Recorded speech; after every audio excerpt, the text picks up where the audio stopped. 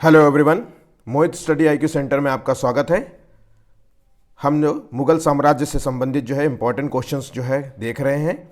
इससे पहले जो है 3 टॉपिक जो है कवर हो चुके हैं मुगल साम्राज्य से रिलेटेड। पहले जो है बाबर है, ठीक है, जिसकी स्थापना मुगल साम्राज्य का संस्थापक माना जाता है बाबर। उसके बाद जो है हुमायूं आए, ठीक है, और उसके बाद अकबर आए। ये तीनों जो है तीनों के जो है क्वेश्चंस करा दिए हैं। अगर आपने ये वीडियो नहीं देखा है तो आप जाकर के वीडियो देख सकते हैं। उसके बाद जो है शासक आए हैं जहांगीर। आज हम जहांगीर से संबंधित जो है इंपॉर्टेंट क्वेश्चंस देखेंगे और जहांगीर से रिलेटेड जितने भी इंपॉर्टेंट क्वेश्चंस होंगे, जितने भी क्वेश्चंस बनेंगे, वो सभी क्वेश्चंस को आज हम यहाँ देखेंगे। ये सभी क्वेश्चंस जो है सभी एग्जाम्स के लिए महत्वपूर्ण होते हैं। चाहे आप कोई भी एग्जाम्स में बैठिए तो ये सभी जो है क्वेश्चंस को अच्छे से तैयार कर लीजिएगा, इनफैक्ट जो है रट लीजिएगा। इसके अलावा जहांगीर से रिलेटेड कोई भी क्वेश्चंस आपको अलग जो है किसी भी अन्य बुक में देखने को नहीं मिलेंगी, ठीक है। तो चलिए शुरू करते हैं। वीडियो पसंद आए तो प्लीज़ चैनल को लाइक सब्सक्राइब ज़रूर कर दीजिएगा और अपने दोस्तों से ज़रूर शेयर कीजिएगा ताकि वो भी इस वीडियो का लाभ ले सके। तो चलिए शुरू करते हैं। तो जो चौथे शासक हैं वो है जहांगीर, और जहांगीर का जो टाइम पीरियड है वो 1620 से 1627 का है, ठीक है। तो 1620 में ये गद्दी पे बैठे थे। तो चलिए शुरू करते हैं। इससे पहला क्वेश्चन देखते हैं। जिसका सलीम जो है इनका बचपन का नाम था, ठीक है। सलीम जो है इनके बचपन का नाम था, जिसको बाद में जब ये गद्दी पे बैठे थे तो इनका नाम जहांगीर हो गया था। तो इनके पिता का नाम बताना है। तो सभी को पता होगा ये इनके पिता का नाम, अगर पुराना टॉपिक देखा है आपने तो इनके पिता का नाम है अकबर। अकबर ने जो है इनके पिता का नाम था, ठीक है। चलिए आगे बढ़ते हैं, नेक्स्ट क्वेश्चन देखते हैं। सलीम का जो है जन्म कहाँ हुआ था, मतलब जहांगीर का जो है जन्म स्थान कहाँ था। तो देखिए सलीम का जो जन्म है वो है फतेहपुर सीकरी में हुआ था। ध्यान रखिएगा, फतेहपुर सीकरी में हुआ था। और सलीम का जन्म जो है 1569 ईस्वी में फतेहपुर सीकरी स्थित शेख सलीम चिश्ती की कुटिया में हुआ था। और इसी के नाम पर जो है इन अकबर ने, चूंकि अकबर जो है अक्सर शेख सलीम जो है चिश्ती की दरगाह पे जाता था, तो यहीं पे जो है मतलब दरगाह में जाने का इनसे जो है बड़ा प्रेम करता था। इन्हीं के नाम पर जो है इसने अपने बेटे का नाम रखा था, ठीक है। ये जो है कुटिया कहाँ पर स्थित है, तो ये कुटिया फतेहपुर सीकरी में स्थित है।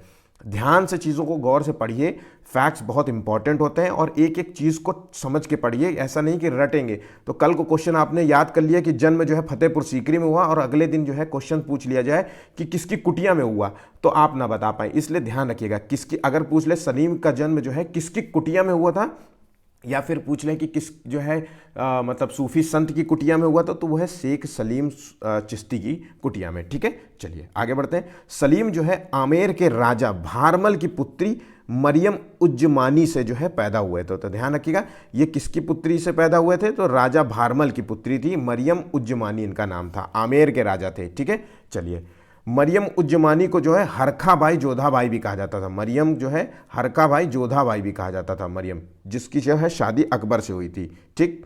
आमेर ने जो है, आमेर ही है जो पहले जो है राजपूत राजा थे जिन्होंने जो है मतलब अकबर की जो है छत्र छाया में जो है स्वीकार कर लिए थे, ठीक। और अपने जो है कछुआओं से जो है अपने परिवार से जो है इनका संबंध स्थापित किया था। तो ये सभी फैक्ट्स इंपॉर्टेंट होते हैं, एग्जाम्स के लिए बहुत ज़्यादा इंपॉर्टेंट है। चलिए आगे बढ़ते हैं, नेक्स्ट क्वेश्चन देखिए। अकबर जो है सलीम को प्यार से किस नाम से पुकारता था। तो अकबर जो है सलीम को शेखू बाबा कह के पुकारता था। ध्यान रखिएगा, शेखू बाबा कह के जो है अकबर जो है सलीम को पुकारता था इस नाम से, ठीक। चलिए नेक्स्ट क्वेश्चन देखते हैं। सलीम की जो है पहली पत्नी का नाम बताना है। तो सलीम की जो पहली पत्नी है उनका नाम था मानबाई। ध्यान रखिएगा, मानबाई। और ये जो है मानबाई जो थे आमेर के राजा भगवान दास की पुत्री थी। ध्यान रखिएगा, आमेर के राजा भगवान दास की पुत्री थी। मानबाई को साहिबे बेगम शाह बेगम की उपाधि मिली थी। तो ध्यान रखिएगा, शाह बेगम की उपाधि जो है किसको मिली थी, मानबाई। और मानबाई जो है सलीम की पहली पत्नी थी। चलिए नेक्स्ट क्वेश्चन देखते हैं। अकबर की मृत्यु के बाद जो है सलीम का राज्याभिषेक कहाँ हुआ था। तो अकबर की मृत्यु के बाद जो है, अकबर की जब मृत्यु हो गई थी तो सलीम का जो राज्याभिषेक हुआ था वो कहाँ हुआ था। तो देखिए इसका सही आंसर क्या है, इसका सही आंसर है आगरा का किला। ध्यान रखिएगा, सलीम का राज्याभिषेक आगरा के किले में हुआ था, ठीक है। चलिए इससे फैक्ट्स देख लेते हैं। यहाँ पर जो है इनको जो है नाम दिया गया था नूरुद्दीन मोहम्मद जहांगीर बादशाह गाजी। ये पूरा नाम आप याद कर लीजिए एक बार, बस केवल ध्यान के लिए बस नज़र गड़ा लीजिए, क्योंकि कई बार इसके नाम से जो है पूरा नाम पूछा जाता है और एक जो है बीच में से फिलिंग द ब्लैंक्स कर देंगे। तो ध्यान रखिएगा, अर्थात इस नाम का जो मीनिंग था वो है विश्व विजयी की उपाधि धारण करी थी। तो क्वेश्चन पूछा जा सकता है कि विश्व विजयी की उपाधि जो है किस जो है मुगल शासक ने धारण की थी, तो वो थी जहांगीर ने। ठीक है।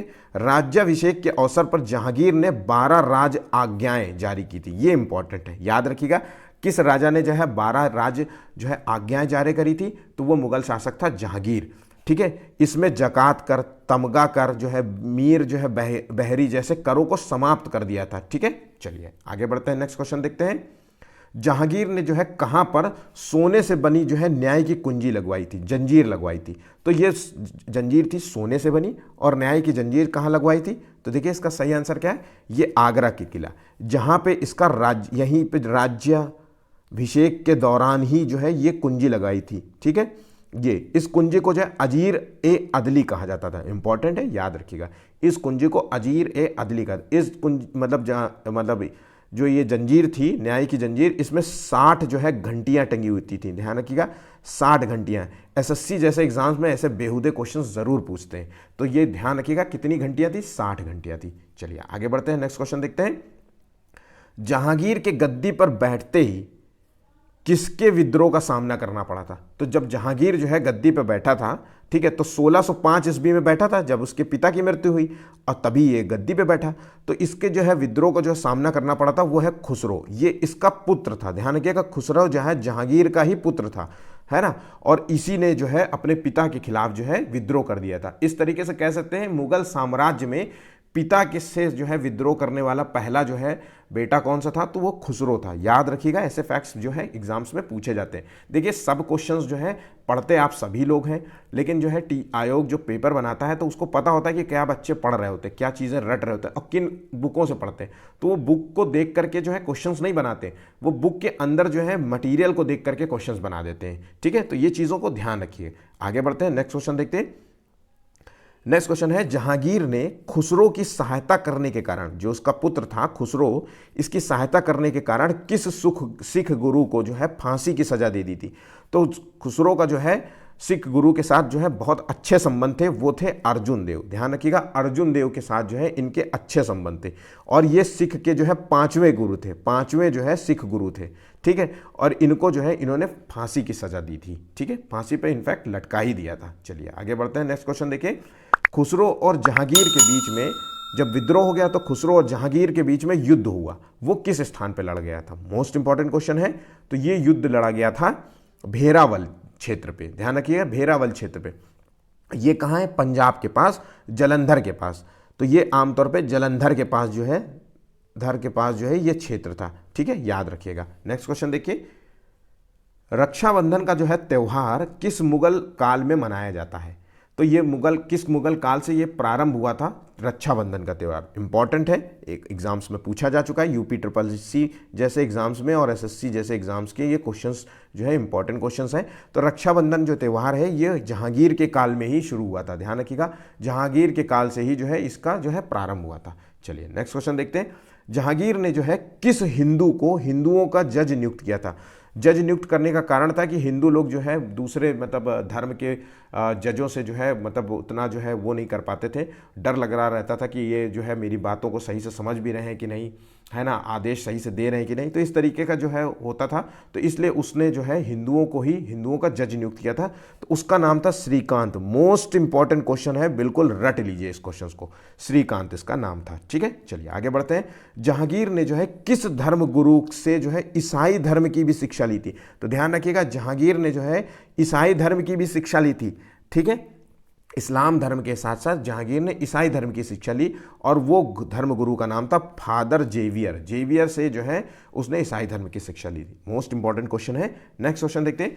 सूरदास ने जो है सूरसागर की रचना किस मुगल शासक के संरक्षण में की थी? तो सूरदास ने जो है सूरसागर की रचना जो है वो जहांगीर के, अगर ऑप्शंस जहांगीर आए तो देना है, नहीं तो अदरवाइज अकबर देना है। कई बार जो है जहांगीर जो है हटा देते हैं और अकबर आंसर लॉक, तो दोनों ही है, क्योंकि इनका ऐसा तो है नहीं कि सूरदास जो है उसी टाइम पीरियड में जन्मे होंगे तो रचना उसी दिन हो रही होगी, उससे पहले भी रचना कर रहे होंगे, तो इसलिए दोनों में कन्फ्यूजन रहता है। तो याद रखिएगा पहले जहांगीर है, उसके बाद जो है अगर जहांगीर ऑप्शंस में ना हो तो अकबर, उसको आंसर लॉक करिएगा। चलिए नेक्स्ट क्वेश्चन देखते हैं। जहांगीर ने जो है अपनी आत्मकथा जो तुजुक ए जहांगीरी जो है किस भाषा में लिखी थी? ये याद रखना। जहांगीर की जो है आत्मकथा का नाम क्या है? तो आत्मकथा का नाम है तुजुक ए जहांगीरी, ठीक है। और ये भाषा थी फारसी। जहांगीरी की जो है मतलब जहाँ आत्मकथा तुजो के जहांगीरी फारसी भाषा में लिखी गई थी, और तुर्की भाषा में जो है बाबरनामा लिखी गई थी। ध्यान रखिएगा, बाबरनामा जो है, बाबरनामा की रचना तुर्की भाषा में की गई थी। अक्सर एग्जाम्स में पूछा जाने वाला क्वेश्चन है, मोस्ट इंपॉर्टेंट क्वेश्चन है। चलिए आगे बढ़ते हैं, नेक्स्ट क्वेश्चन देखते हैं। दो अस्पा और सिंह अस्पा, मोस्ट इंपॉर्टेंट क्वेश्चन है पीसीएस, स्टेट पीसीएस और एसएससी के एग्जाम्स में, यूपी ट्रिपल एससी, ऐसा कोई एग्जाम्स ऐसा नहीं होगा जिसमें ये क्वेश्चंस पूछा ना गया हो। तो ध्यान रखिएगा, दो अस्पा और सिंह अस्पा, ठीक है, दो अस्पा और सिंह अस्पा, ये मनसबदारी व्यवस्था की जो है शुरुआत किस मुगल शासक ने की थी? तो ये शुरुआत की थी जहांगीर ने। ध्यान रखिएगा, जहांगीर के काल में हुई थी। ठीक, चलिए आगे बढ़ते हैं, नेक्स्ट क्वेश्चन देखिए। ईस्ट इंडिया कंपनी ने जहांगीर के दरबार में सबसे पहले जो है निम्न में से किसे भेजा था? तो ध्यान रखिएगा, पहले ध्यान रखिएगा, इसमें ध्यान देने वाली बात है कि किसने भेजा है? ईस्ट इंडिया कंपनी ने जहांगीर के दरबार में जो है भेजा था, तो वो जो है उसका नाम था कैप्टन हॉकिंस। ध्यान रखिएगा, कैप्टन हॉकिंस को जो है जहांगीर के दरबार में भेजा था। चलिए आगे बढ़ते हैं, नेक्स्ट क्वेश्चन देखते हैं, फैक्ट्स देख लेते हैं। तो कैप्टन हॉकिंस जो है ईस्ट इंडिया कंपनी के प्रतिनिधि के रूप में आए थे। तो ये क्वेश्चन हमेशा पूछा जाता है कि ईस्ट इंडिया कंपनी के प्रतिनिधि के रूप में जहांगीर के दरबार में कौन आए थे? तो आपको बताना है कैप्टन हॉकिंस आए थे। इंग्लैंड के राजा जेम्स प्रथम का जो है अकबर के नाम का जो है लिखा पत्र लेके आए थे। तो ये याद रखिएगा, किसके नाम का लिखा हुआ पत्र लेके आए थे? तो अकबर के नाम का जो है लिखा हुआ पत्र लेकर के आए थे। जहांगीर ने हॉकिंस को जो है इंग्लिश खां की उपाधि दी थी। तो ये मोस्ट इंपॉर्टेंट क्वेश्चन है। जहांगीर ने हॉकिंस को जो है इंग्लिश खां की उपाधि दी थी। किसने दी थी? जहांगीर ने। ठीक, चलिए आगे बढ़ते हैं, नेक्स्ट क्वेश्चन देखते हैं। मुगलों और मेवाड़, जो कि मुगलों और मेवाड़ राणा के मध्य जो है चित्तौड़ की संधि हुई थी, वो किसके शासनकाल में हुई थी? हमने अक्सर पढ़ा है कि अकबर और जो है राणा प्रताप के मध्य जो है युद्ध हुआ था, जिसमें राणा प्रताप जो है मतलब रणभूमि छोड़ के चले गए थे। ठीक है, और इसलिए जो है उनके बीच में कभी जो है संधि नहीं हुई थी, कभी जो है मतलब मेवाड़ जो राज्य था तो वो मुगलों के जो है अंडर कभी नहीं आया। तो ये याद रखिएगा। लेकिन जो है किसके जो है राजकाल में जो है मुगलों के अंडर आ गए थे? तो वह है जहांगीर के काल में। तो मेवाड़ के जो है राणा के मध्य जो है चित्तौड़ की संधि हुई थी। ये याद रखिएगा, कौन सी संधि हुई थी? चित्तौड़ की संधि, मोस्ट इंपॉर्टेंट है। इस समय जो है मेवाड़ का जो शासक था वो राणा प्रताप का जो पुत्र था उसका नाम था अमर सिंह। ये नाम बिल्कुल मत भूलिएगा। अमर सिंह के जो है शासनकाल में जो है चित्तौड़ की संधि हुई थी। अमर सिंह ने 1615 में बादशाह जहांगीर की अधीनता को स्वीकार कर लिया था। इसके पिता ने जो है राणा प्रताप ने जो है अकबर की अधीनता कभी स्वीकार नहीं करी थी। हल्दी घाटी का युद्ध आप सभी को याद होगा। ठीक है, वो युद्ध लड़ा गया था 1576 ईस्वी में। ठीक है, उसके बाद 1615 ईस्वी तक आते आते 1605 में जो है अकबर मर गए थे, और उसके बाद 1615 में जो है जहांगीर की अधीनता को स्वीकार कर लिया था इनके पुत्र ने, अमर सिंह ने। ठीक है, जहांगीर ने जो है राणा को चित्तौड़ समेत समस्त भूभाग जो है जीते हुए जितने भी भूभाग थे वो सभी वापस कर दिए थे। ठीक, चलिए नेक्स्ट क्वेश्चन देखते हैं।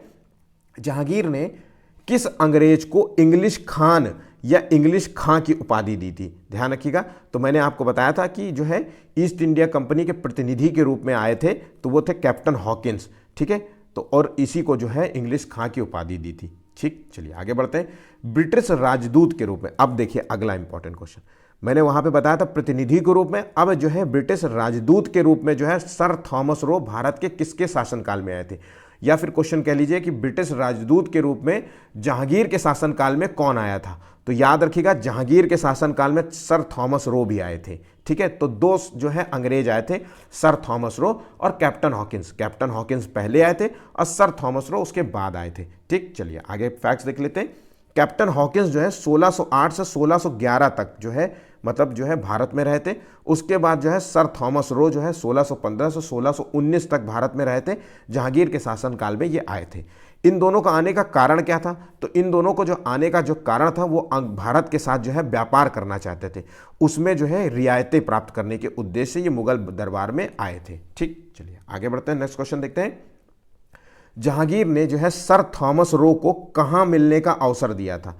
तो जहांगीर ने जो है सर थॉमस रो को अजमेर में मिलने का अवसर दिया था। ठीक है, चलिए नेक्स्ट क्वेश्चन, इंपॉर्टेंट क्वेश्चन है, ध्यान रखिएगा, ये सभी क्वेश्चन इंपॉर्टेंट है। इसकी आप जो है पीडीएफ, फ्री पीडीएफ प्राप्त करना चाहते हैं तो आप हमारा जो है टेलीग्राम लिंक जरूर ज्वाइन कर लीजिएगा।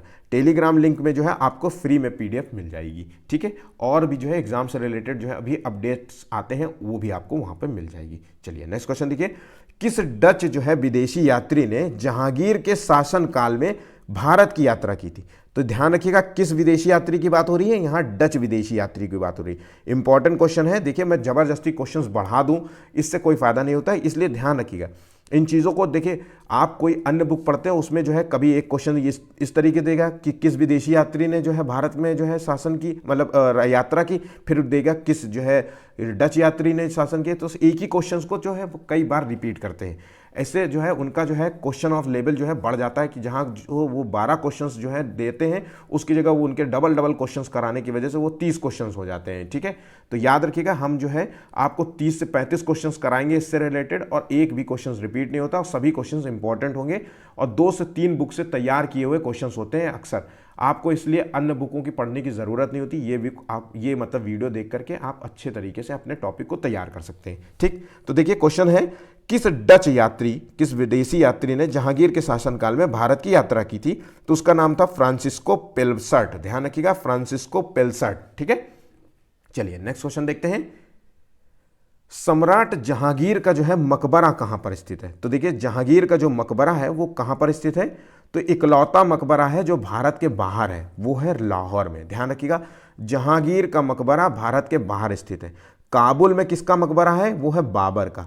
अच्छा, मैंने अभी आपसे कहा कि जहांगीर का मकबरा इकलौता मकबरा है जो भारत के बाहर स्थित है, तो काबुल भी तो भारत के बाहर है, लेकिन बाबर का जो मकबरा पहले जो बनाया गया था वो आगरा में स्थापित किया गया था। ध्यान रखिएगा, आगरा के आराम बाग में, ये याद रखिएगा, आराम बाग में जो है ये मकबरा लगाया गया था। फिर बाद में इसके मकबरे को जो है काबुल शिफ्ट किया गया था। ठीक, इस तरीके से जो है आधार पे मैंने कहा था कि जो है केवल इकलौता मकबरा जो है बाहर है। ठीक, और आगरा में किसका मकबरा है?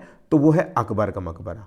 अकबर का मकबरा जो है आगरा में स्थित है, और जहांगीर ने जो है अकबर के मकबरे को पूर्ण करवाया था, ये याद रखिएगा। ठीक, चलिए आगे बढ़ते हैं। नेक्स्ट क्वेश्चन देखिए, जहांगीर की मृत्यु जो है किस सन में हुई थी? तो वो है 1627 ईस्वी में हुई थी। जहांगीर की मृत्यु जो है 1627 में ईस्वी में हो गई थी। उसे लाहौर के निकट जो है शाहदरा नामक जो है स्थान पर रावी नदी के किनारे जो है दफनाया गया। तो ध्यान रखिएगा, जहांगीर को कहाँ दफनाया गया, किस नदी के किनारे दफनाया गया, ये सभी चीज़ें इंपॉर्टेंट होती हैं। तो रावी नदी के किनारे दफनाया गया, और किस क्षेत्र में दफनाया गया? तो शाहदरा नामक क्षेत्र में दफनाया गया। ये सभी फैक्ट्स को याद रखा करिएगा। ठीक है, चलिए आगे बढ़ते हैं। किसके शासनकाल को जो है चित्रकला की दृष्टि से स्वर्ण काल माना जाता है? तो देखिए, किसके शासनकाल को जो है चित्रकला की दृष्टि से स्वर्ण काल माना जाता है? वो है जहांगीर का जो है टाइम पीरियड हम जो है चित्रकला की दृष्टि से स्वर्ण काल मानते हैं। चलिए आगे बढ़ते हैं। नेक्स्ट क्वेश्चन देखिए, भारत में जो है तंबाकू की खेती की जो है शुरुआत जो है किस मुगल शासक के प्रारंभ में हुई थी? तो देखिए, तंबाकू की खेती जो है प्रारंभ हुई थी वो है जहांगीर के टाइम पीरियड में। संभवतः जो है तंबाकू की खेती जो है अंग्रेजों के द्वारा जो है ये प्रारंभ की गई थी, अंग्रेजों के द्वारा या पुर्तगालियों के द्वारा।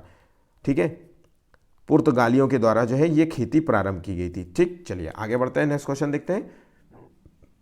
मुगल काल में जो है इत्र बनाने की विधि का जो है आविष्कार जो है किसने किया था? तो देखिए, इत्र बनाने की विधि का जो है आविष्कार मुगल काल में ही हो गया था। ठीक है, और भारत में अगर पूछा जाता है कि इत्र बनाने का जो है क्षेत्र कौन सा है उत्तर प्रदेश में, तो कन्नौज जो है जहाँ पे बेस्ट क्वालिटी का इत्र बनता है। ठीक है, तो अगर हम मुगल काल की बात करें तो इसका आविष्कार किया था अस्मत बेगम। ये नूरजहां की माँ थी। इनका नाम याद रखिएगा, मोस्ट इंपॉर्टेंट क्वेश्चन है, अक्सर एग्जाम्स में पूछा गया क्वेश्चन है। ठीक है, चलिए नेक्स्ट क्वेश्चन देखिए, नूरजहां के बचपन का नाम क्या था? ठीक है, अस्मत बेगम की बेटी थी नूरजहां, और इनका जो है नाम क्या था बचपन का? तो इनका नाम था मेहरुनिस्सा। ध्यान रखिएगा, ये इंपॉर्टेंट क्वेश्चन है, मोस्ट इंपॉर्टेंट क्वेश्चन है, अक्सर एग्जाम्स में पूछा गया है। नूरजहां जो है अली कुली खां शेर अफगन की जो है विधवा थी। ध्यान रखिएगा, विधवा थी, मतलब जो है जहांगीर ने जो है नूरजहां से जो है दूसरे नंबर पे शादी की थी, मतलब जहांगीर ने, ठीक है, नूरजहां से जो शादी की थी वो दूसरी थी। ठीक है, पहली जो है इनके पति थे अली कुली खां शेर अफगन थे। ठीक है, नूरजहां और जहांगीर के बीच में जो विवाह हुआ था वो 1611 ईस्वी में हुआ था। विवाह के जो है बाद जो है उन्हें नूरजहां की उपाधि दी गई थी। तो पहले जो है मेहरुनिस्सा नाम था, और इसके बाद जब इन्होंने जहांगीर से शादी कर ली थी तब इनको जो है नूरजहां जो है उपाधि दी गई थी। ठीक, चलिए आगे बढ़ते हैं। नेक्स्ट क्वेश्चन देखिए, इत्मादुद्दौला जो है का मकबरा आगरा में जो है किसने बनवाया था? तो पहली चीज़ तो यह है कि ये मकबरा कहाँ पर स्थित है? तो ये मकबरा आगरा में स्थित है। ठीक है, अब इस मकबरे को बनवाया किसने था? तो इस मकबरे को बनवाया था नूरजहां ने, ध्यान रखिएगा नूरजहां। और ये अपने पिता की याद में 1622 ईस्वी में अपने पिता मिर्जा गियास बेग की याद में बनवाया था। ये याद रखिएगा, किसकी याद में? अपने पिता की याद में। उनका नाम क्या था? मिर्जा गियास बेग। ठीक, चलिए आगे बढ़ते हैं, नेक्स्ट क्वेश्चन देखते हैं। खुसरो जो है किस मुगल बादशाह का पुत्र था? तो देखिए ये तो मैंने पहले भी करा दिया था, शायद आपको पता होगा, पता चल गया होगा। तो खुसरो जो था वो जहांगीर का बेटा था, सबसे बड़ा बेटा था, जहांगीर का सबसे बड़ा जो है पुत्र था। ठीक है, खुसरो ने जो है अपने पिता जहांगीर के खिलाफ ही विद्रोह कर दिया था, ये सभी आपको पता चल गया होगा। ठीक है, खुसरो को जो है आगरा के किले में नजर जब विद्रोह कर दिया था, युद्ध भी हुआ इनके बीच में, भैरोवाल जो क्षेत्र में जो है युद्ध हुआ था, जो जालंधर के पास है। ठीक है, तो इसके जो युद्ध में जो है खुसरो हार गए थे, और हारने के बाद जो है खुसरो को जो है आगरा के किले में ही उसे नज़रबंद कर दिया था। ध्यान रखिएगा, इसको नज़रबंद कर दिया था। ठीक है, फिर जो है जहांगीर चूंकि पुत्र था जहांगीर का, इसलिए अपने बेटे को समझाने का बहुत प्रयास किया। बहुत प्रयास करने के बाद भी जब नहीं माना तो इसकी जो है जहांगीर ने आंखें फुड़वा दी थी, ताकि इधर उधर देख ही ना पाए, कुछ करने लायक ही ना हो। जान से नहीं मारना चाह रहा था, इनफैक्ट वो कहना चाहते हैं, तो इसलिए जो है उसकी आंख भी फुड़वा दी थी। ठीक, ये फैक्ट्स आप देखिए। और उसके बाद भैरोवाल जो है नामक क्षेत्र में दोनों के बीच में जो युद्ध हुआ, जिसमें खुसरो पराजित हुआ। खुसरो की जो है हत्या फिर किसने कराई थी? तो खुसरो की हत्या जो है शाहजहां ने जो है दक्षिण अभियान के समय जो है करवा दी थी। याद रखिएगा, खुसरो की हत्या किसने करवाई थी? तो किस जो है मुगल शासक ने कराई थी? जहांगीर ने नहीं, जहांगीर ने नहीं कराई थी, शाहजहां ने जो है इसकी हत्या करवाई थी। चलिए आगे बढ़ते हैं, नेक्स्ट क्वेश्चन देखिए। किस मुगल शासक ने अबुल फजल के हत्यारे को सम्मानित किया था? तो अबुल फजल के जो है हत्यारों को सम्मानित करने वाला शासक कौन था? जहांगीर था। ध्यान रखिएगा, जहांगीर था। चलिए इससे फैक्ट्स देख लें। जहांगीर ने जो है अपने मित्र वीर सिंह बुंदेला द्वारा अबुल फजल की हत्या करवा दी थी, और उसके सम्मान के तौर पे 3000 घुड़सवारों का मनसब प्रदान किया था। ठीक है, उनको जो है 3000 घुड़सवारों का मनसब भी प्रदान किया था, इस जो है पुरस्कार दिया था। चलिए आगे बढ़ते हैं, नेक्स्ट क्वेश्चन देखिए। पुरुषों का जो है कान छिदवाकर मूल्यवान रत्न जो है पहनने का जो है फैशन जैसा जो है कोई नई पद्धति प्रथा जो है किस मुगल शासक द्वारा लागू करवाई गई थी? तो ये प्रथा लागू करवाई थी जहांगीर ने। ध्यान रखिएगा, जहांगीर के काल में जो है ये प्रथा लागू कराई गई थी। चलिए आगे क्वेश्चन, नेक्स्ट क्वेश्चन देखते हैं। जहांगीर जो है किस नशे का जो है आदी हुआ करता था? तो जहांगीर जो है शराब का जो है बहुत बड़ा आदी था, और इसी नशे के कारण, शराब के कारण ही जो है इसकी मृत्यु भी हुई थी। ध्यान रखिएगा, मृत्यु हुई थी। तो इस जो है अवगुण के कारण जो है इसकी जो पत्नी थी मानबाई, ठीक, जिसका नाम था शाह बेगम, ने जहर पी करके जो है आत्महत्या कर ली थी। तो इसी जो है अवगुण के कारण जो है इसकी पत्नी ने जो है आत्महत्या कर ली थी, उनका नाम था मानबाई। तो क्वेश्चन पूछा जा सकता है कि किसकी पत्नी ने जो है उसके अवगुण जो है शराब पीने के कारण जो है आत्महत्या कर ली थी? तो वो है मानबाई।